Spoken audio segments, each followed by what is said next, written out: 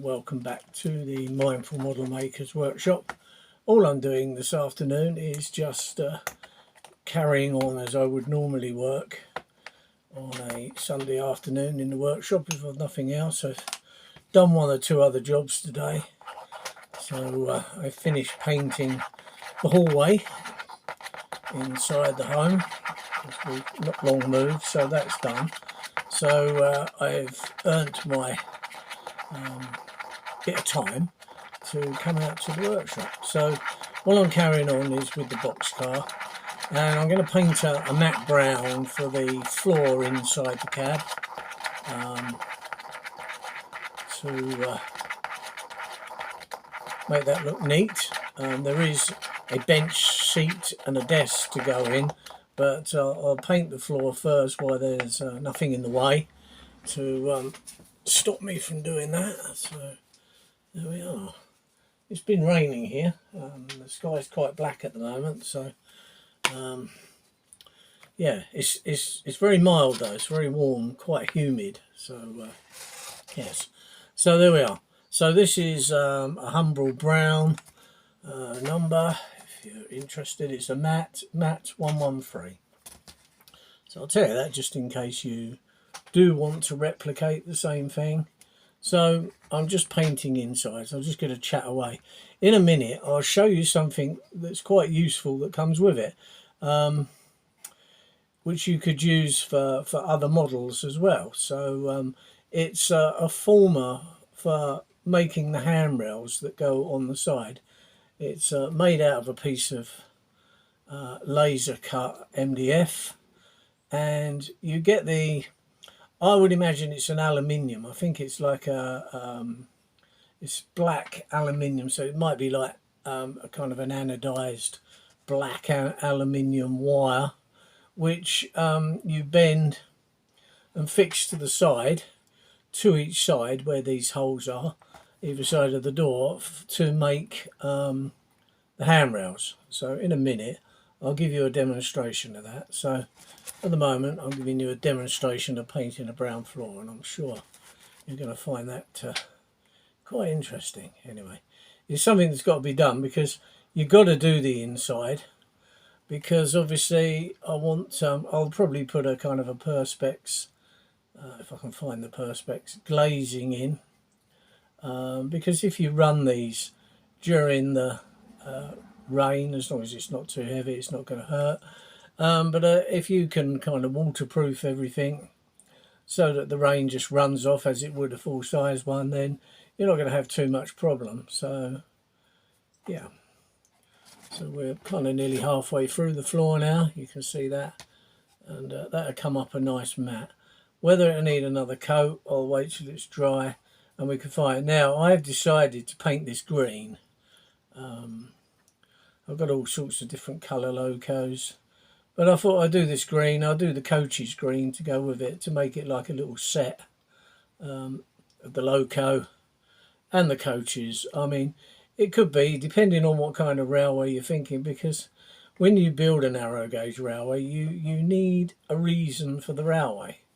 Now, obviously, with a lot of narrow gauge stuff now, it hauls passengers, but most of it was never intended for that in the first place. So obviously it's now preserved, so now it earns its money by taking passengers up and down the line, you know, especially a lot of the Welsh railways and all the rest of it. So a lot of the narrow gauge stuff, it was an industrial use to start with, and it's now its income relies on passengers, so it's changed completely.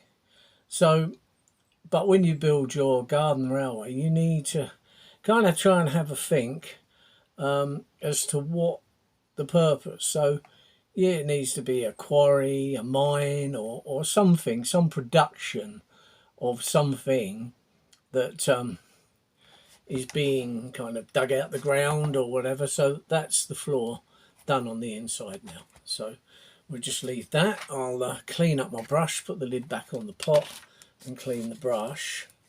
So we'll leave that bit, and I've got to decide what other colours I'm going to paint the other bits. Like I say, I will have a bit of a look round to find the rivets. If I can find the rivets, I'll start putting them on. If I can't do it, if I can't find them straight away, I'm not going to cry over it. I'll just wait a little bit, and I can put them on at a later date. It doesn't actually matter, even if it's painted.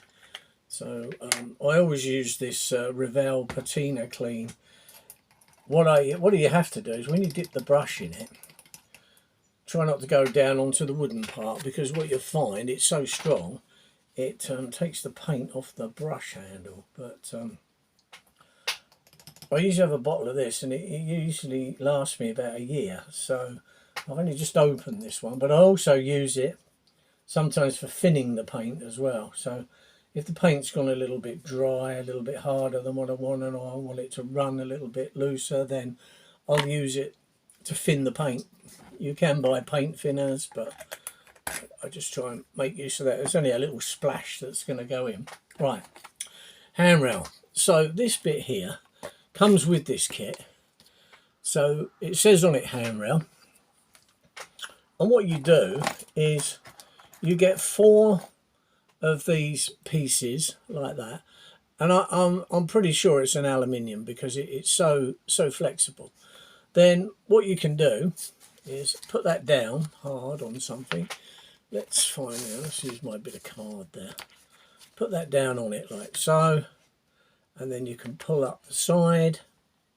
Keep it tight to it. Push it tight in. You can always kind of straighten it if it's not kind of perfect afterwards. You can mess about, but this is just a former that will give you the exact size of handrail. So quite a bit has gone into this, and this comes as a part of the kit. So when you take that away, you've now got what you need to make the handrail. You can just gently square it up, level it up, and then so that makes the handrail. So when they're chopped to the right length, they will fit through this hole.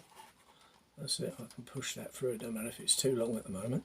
So I can just gently ease that in like so until you get it to where you want it. And there's the handrail already made.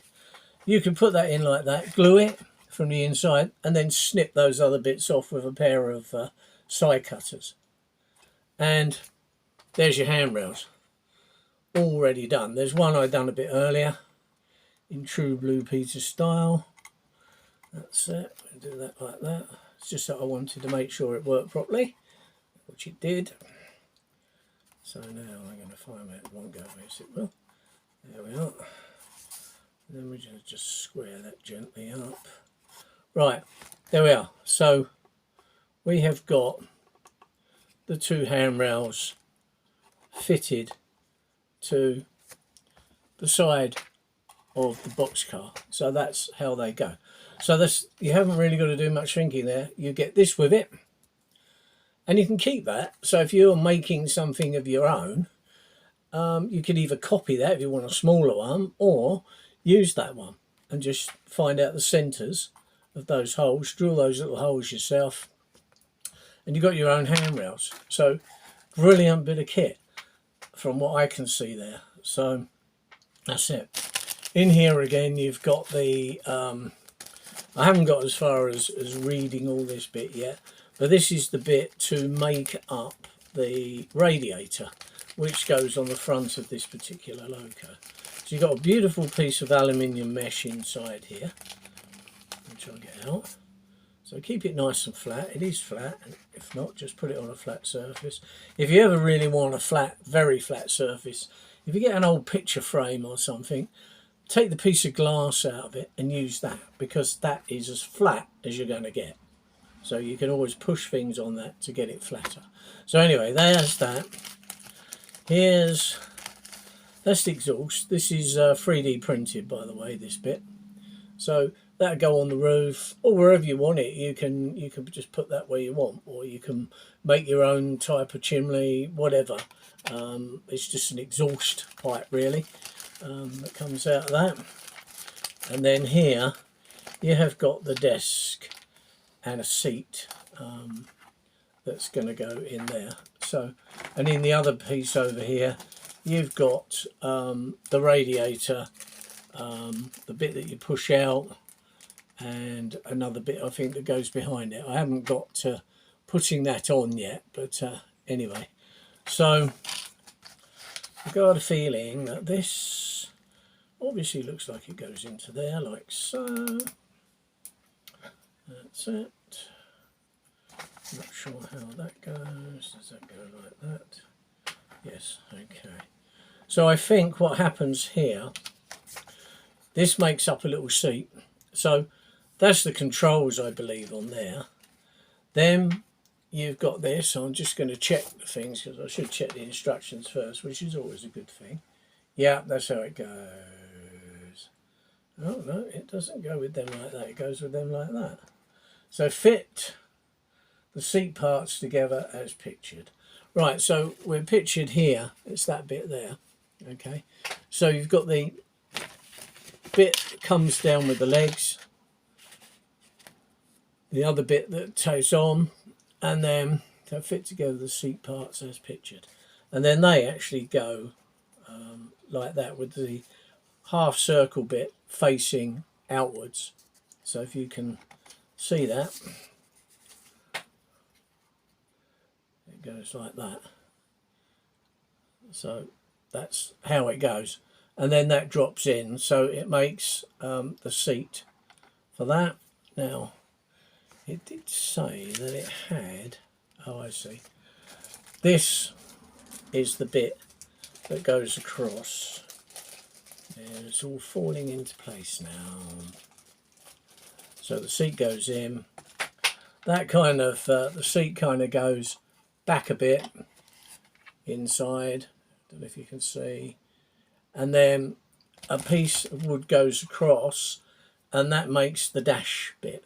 So I mean, you can make up some dummy controls, various things. I mean, you can super detail this as much as you want.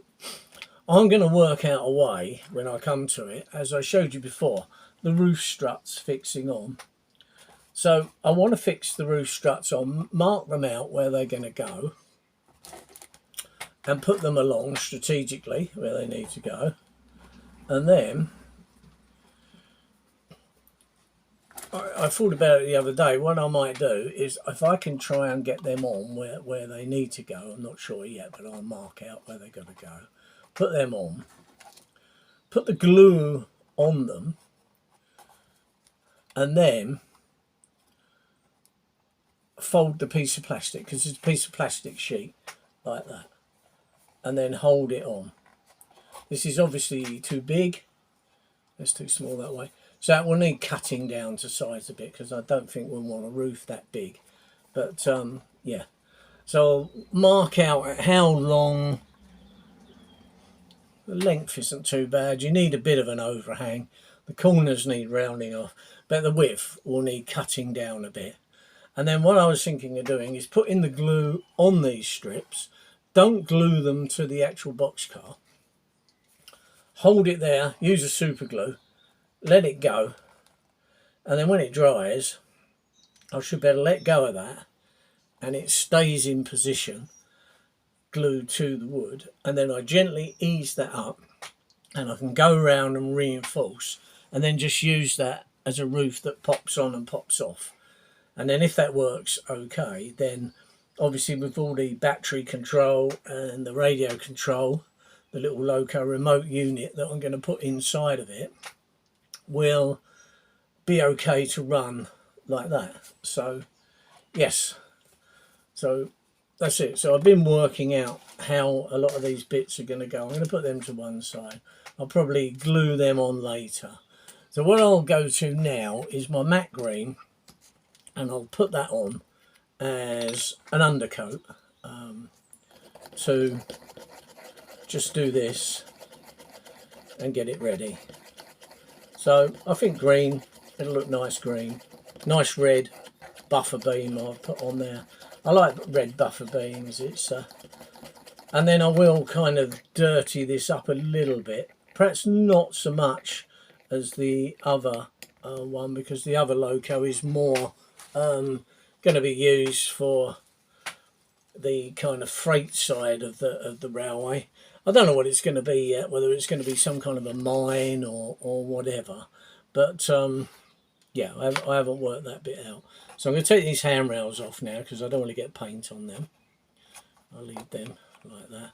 But anyway, I think that was a really good little thing. Very simple device, but there you are. Saves you a lot of fiddling around, and it makes quite a nice handrail. So there we are. And then you can just, like I say, put a little blob of super glue on the inside, let it dry, snip them with a pair of side cutters, and then you've got your handrails easily done. Right, so what we're going to do now is we're going to first of all take all the roof struts off before we lose them, which is a handy thing to do.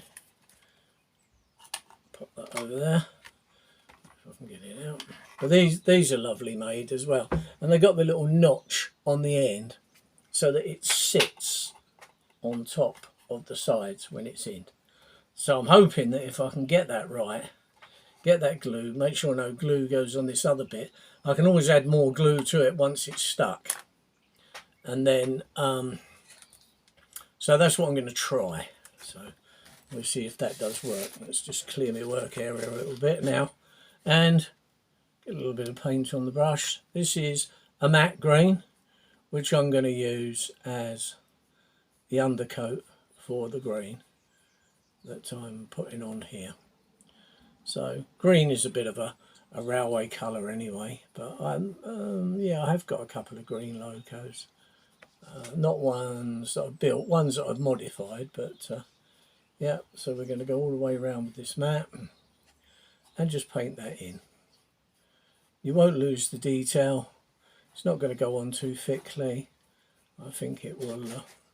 So this will give it the colour that I want, but you can paint it. I mean, the one that they show in the demonstration is yellow, but you paint anything. The thing, what I was saying on the last video with narrow gauge, anything goes really. If you want to build your own kind of loco, and you know, if you follow garden railway stuff on YouTube, magazines, wherever, or go to shows, or even if you join the which is another good thing, because I've done this. I joined the 16mm association, and it's mainly garden railway stuff. And what you do is you will see, when you get in touch with various people on there, they will put you in touch with all the people that live in your area. So depending on where you are in the country, there's virtually somebody not far away from where you live that may have a garden railway already built. And a lot of them will advertise Sundays, Saturdays, or whatever day, sometimes weekdays. Weekdays not a lot good to me because I'm still working, but they will advertise the days when you can go along, you meet some like-minded people in the same hobby, and you'll get to know them, and they'll let, if you've got nothing to run of your own. Sometimes, I mean, the very first one I went to, some guy just handed me a radio-controlled diesel loco and said, there, have a go with that. So I did, and I ran it until the batteries run down. And he said, no, that's okay, mate. Because I said, would you want it back? And he said, no, just run it till it don't go no more. I said, right. He said, just keep an eye on it. I said, yeah, I wouldn't take my eyes off it. So, yeah. So I had a good, I don't know, 30 odd, 40 minutes running that. And it was good. And then you'll find other guys. There was a guy there with a coal-fired 16mm loco. Now, I've driven lots of bigger coal-fired stuff. So, but obviously, the smaller it is, the harder it is, because things happen so quickly. So you'll find that you'll lose the fire, you'll lose all your steam in a very short space of time. So it's quite a knack. But yeah, this guy had only just purchased this thing. I didn't actually see it running. I see it blowing off a couple of times, but by the time he got everything prepped up and got it ready to run on the track, it basically had gone flat again. It hadn't got enough steam to pull itself. But that's just a learning curve, which you will get over. But eventually, probably by now, I would imagine, because this was quite a few years ago, he would be running around quite happily. And see, the good thing is with things like coal-fired, even though it's more expensive to buy and all the rest of it, with the like Goodall valves, that's the valve that you can have in the boiler to put water in whilst it's actually got steam. So the good thing about that, it can have steam. Whereas in the old days, once your boiler was pressurised up to the steam, you couldn't do anything with it. You'd have to wait for it to cool down and lose steam pressure, because you wouldn't be able, well, you could undo the nut to do it, but the thing is with it, it will fly off because it will have pressure behind it, so it would not be a good thing to do. But now you can get over that because of this valve called a Goodall valve, which enables you, and all it really is just a spring and a ball bearing. So the pressure pushes the ball bearing up, shuts it so the steam doesn't escape, but you push a plastic pipe in and pump a handle, which then puts pressure the other way in the opposite direction and allows the water to go in. So that way you can keep your boiler topped up all the time. And of course the coal, you can. Gas fired, not so easy, because obviously when you fill up with gas, when it gets to a point that it's full, it shoots out everywhere. I would not recommend that, because obviously you've got a naked flame in there keeping that going, and then when that gas escapes, this stuff is highly flammable. I just would not go there. But with coal fired, it's different. So yeah, that's the good thing about it. So in theory, as long as you keep the tubes all clear inside the smoke box, this loco is going to run, you know, quite a long time. All you got to do then is make sure you've got enough water in it and keep the level up. But when you get to that level, you will need a sight glass so that you can see. On a lot of the gas ones, they will run, they're designed to run with the gas for the amount of water that you've got in it. So providing you've correctly filled your water, then you'll not have any problems as regards safety. But if you join a club, people at the club will tell you, and of course you will need your boiler tested as well. There's a lot of people with battery stuff, you don't have to. I mean, you can get battery steam if that's what you want. It just depends. I've got 2 gas-fired locos now, and I would truly love a coal-fired, and that's probably what I'll aim at some point. I might kind of sell my gas ones and put the money towards buying a coal-fired and run a coal-fired loco, because then, you know, that's it. So I've done one side and one end of this. So, and this is the colour. It'll be more glossy, but because this is just a flat matte undercoat that I'm using. I already sprayed a grey primer on this when I first started the kit, and of course it makes it much easier now to paint because it's not soaking in to the MDF. You can buy an MDF sealer, as I've said before, and you can seal it with that, because that's the only thing. MDF, once you've got it sealed, will paint beautifully, but up until that point you'll need to seal it, otherwise most of your paint soaks inside. But anyway, 2 faces of that are done now, so when it's dried on the inside I will then paint the thing. So we've got a brown matte floor inside, like so.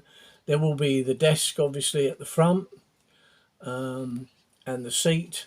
So I'll probably put a driver in it, get myself a seated driver and put him in. I mean, or you could have him standing up, because a lot of times on this narrow gauge stuff the people used to stand as well. So yeah, so that's that being roughed out. Right, so that's okay there. Good. Yeah, so that seems to be drying all right. So anyway, in the next one, I hopefully have got this a bit more advanced. I might be go back and do a little bit more of the other project which I was on, which was the Airfix 4-stroke engine. All I'll probably do is paint up a few more bits of that and just show you that. May just combine it in the video as well. so that you can see I haven't forgotten that, and it is still being processed. It's just that I want to get this garden railway going. I've got some timber now, so as I said before, I'm using reclaimed pallet wood to make the tubs with. So I'm going to make planters, and the railway is going to run on that, and there will be the plants and buildings and all the other bits and pieces on that. So that's the project. The reason I've gone for that is because it's relatively cheap.